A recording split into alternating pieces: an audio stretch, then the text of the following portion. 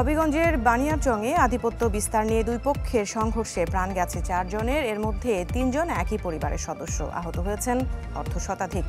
Police জানায় CNG stand নিয়ে বিরোধের জেরে এই সংঘর্ষ বাধে।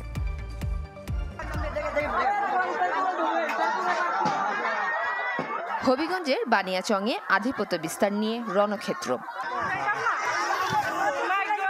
একে অপরকে লাঠিপেটা আর দেশীয় অস্ত্র দিয়ে ঘায়েল করার চেষ্টা। আগুয়া গ্রামের অটোরিকশা স্ট্যান্ডের দখল নিয়ে স্ট্যান্ড ম্যানেজার বদি মিয়া ও ইউপি সদস্য সোহেল মিয়ার বিরোধ দীর্ঘদিনের। বৃহস্পতিবার দুপুরে স্ট্যান্ড থেকে যাত্রী নেন সোহেল মিয়ার সমর্থক অটোরিকশা চালক কাদের মিয়া। এতে বাধা দেন বদি মিয়া। কথা কাটাকাটি থেকে সংঘর্ষে জড়ায় দুই পক্ষ। বাড়িঘরে হয় ভাঙচুর, লুটপাট, আহত হন অর্ধশত। প্রাণ হারান কাদের মিয়া সহ কয়েকজন।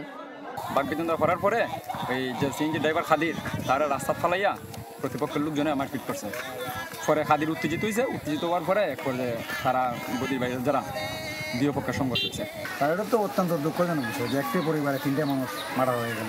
দুঃখজনক, আমার দুঃখ লাগছে। খবর পেয়ে ঘটনাস্থলে গিয়ে পরিস্থিতি নিয়ন্ত্রণে আনে পুলিশ। ঘটনাস্থল ভিজিট করেছি এবং অন্যান্য যে কার্যক্রম এগুলো গ্রহণ করেছি। পরবর্তী ব্যবস্থা, আইনি ব্যবস্থা প্রক্রিয়াধীন। সংঘর্ষের পর থমথমে অবস্থা বিরাজ করছে পুরো এলাকায়। Desk report, channel 24।